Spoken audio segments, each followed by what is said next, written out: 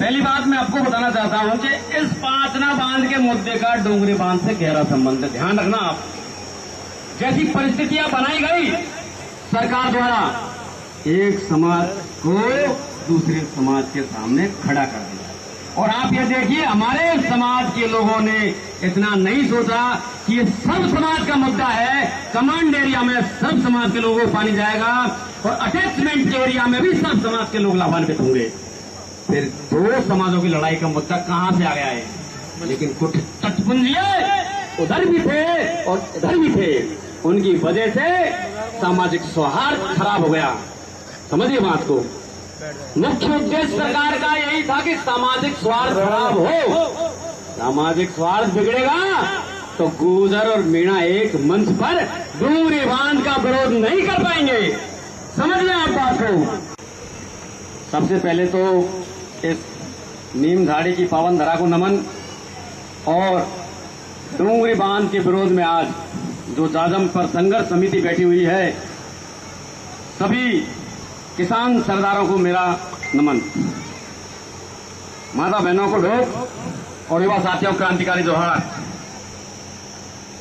ये सिलसिला लगभग 1 साल से चल रहा है। हम सभी जगह महापंचायतें आयोजित कर रहे हैं, छोटी पंचायतें आयोजित कर रहे हैं और लगातार हमारा संघर्ष जारी है। अभी हाल ही में आपने देखा पाचना बांध का मुद्दा बहुत ही जबरदस्त छा रहा। पूरा राजस्थान और पूरा भारत प्रमुख रूप से इस मुद्दे को देख रहा था कि इसका हल और समाधान क्या निकलेगा। पहली बात मैं आपको बताना चाहता हूं कि इस पाचना बांध के मुद्दे का डोंगरी बांध से गहरा संबंध है। ध्यान रखना आप, जैसी परिस्थितियां बनाई गई सरकार द्वारा, एक समाज को दूसरे समाज के सामने खड़ा कर दिया। और आप ये देखिए, हमारे समाज के लोगों ने इतना नहीं सोचा कि ये सब समाज का मुद्दा है। कमांड एरिया में सब समाज के लोगों को पानी जाएगा और अटैचमेंट के एरिया में भी सब समाज के लोग लाभान्वित होंगे। फिर दो समाजों की लड़ाई का मुद्दा कहां से आ गया है? लेकिन कुछ तटपुंजिये उधर भी थे और इधर भी थे, उनकी वजह से सामाजिक सौहार्द खराब हो गया। समझिए बात को। मुख्य उद्देश्य सरकार का यही था कि सामाजिक स्वार्थ खराब हो। सामाजिक स्वार्थ बिगड़ेगा तो गुजर और मीणा एक मंच पर डोंगरी बांध का विरोध नहीं कर पाएंगे। समझ लें आप बात को। उनका सबसे बड़ी जो साजिश थी वो यही थी कि इन दो कौमों को अलग करवा दिया जाए। इनके दिलों में इतनी कटुता, इतनी नफरत पैदा हो जाए जो एक दूसरे की शकल देखना पसंद नहीं करे। मैं आप सभी समझदार लोगों से यही गुजारिश करूंगा कि समझिए इस चीज को। और जो पाचना बांध में कटुता थी ना, उसको दिल से निकाल देना। वो समस्या सरकार की है, वो समाधान होगा नहीं होगा वो मामला अलग है। हमारा मामला ये है कि हम हमारे जल जंगल जमीन को बचाए तो कैसे बचाए, हमारी जमीनों को कैसे बचाए जो हमारे पुरखों द्वारा हमें मिली है। समझो आप बात। हो सकता है विस्थापन मजबूरी हो, बहुत ही ज्यादा जटिल परिस्थिति हो जाए, हमें विस्थापित होना पड़े। आप विस्थापित होंगे तो सरकार क्या देगी आपको? जिसकी 1 बीघे जमीन है, खींच के 7 या 8 लाख रुपए मुआवजा मिलेगा। ध्यान रखना, उससे ज्यादा मुआवजा है नहीं 8 लाख से ज्यादा। तो देंगे भी कैसे? प्रलोभन दे सकते, आपको बेवकूफ बना सकते, लेकिन 8 लाख से ज्यादा मुआवजा ये नहीं देंगे आपको। समझो बात। और उसके लिए भी अब से पहले बीसलपुर बांध के बेचारे जो विस्थापित हुए लोग हैं, जो ईसरदा बांध के विस्थापित हुए लोग हैं, उनको मुआवजा आज तक नहीं मिला पूरा।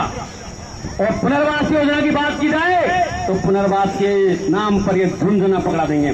समझो आप बात। इस नीमधाड़ी से अगर विस्थापित होते हैं कितना दर्द है आप समझो। इस नीमधाड़ी से लेखराज हो सकता है कि गंगापुर सिटी में बसे, कोई दूसरा भाई सवाई माधोपुर में बसे, कोई तीसरा भाई कोई दूसरी जगह से शुरू करेगा। समझो बात को, करौली बसेगा। लेकिन एक साथ जो आदमी यहाँ पैदा हुए, जहाँ पर इस जन्मभूमि में जिन्होंने जन्म लिया, वो एक साथ कभी नहीं मिल पाएंगे। इसलिए लड़ाई लड़नी है तो सबको मिल के लड़नी है, एक साथ लड़नी है। कोई कसर नहीं रहनी चाहिए। कोई कसर रह गई तो आप समझ लेना कि हमें खाली करना पड़ेगा।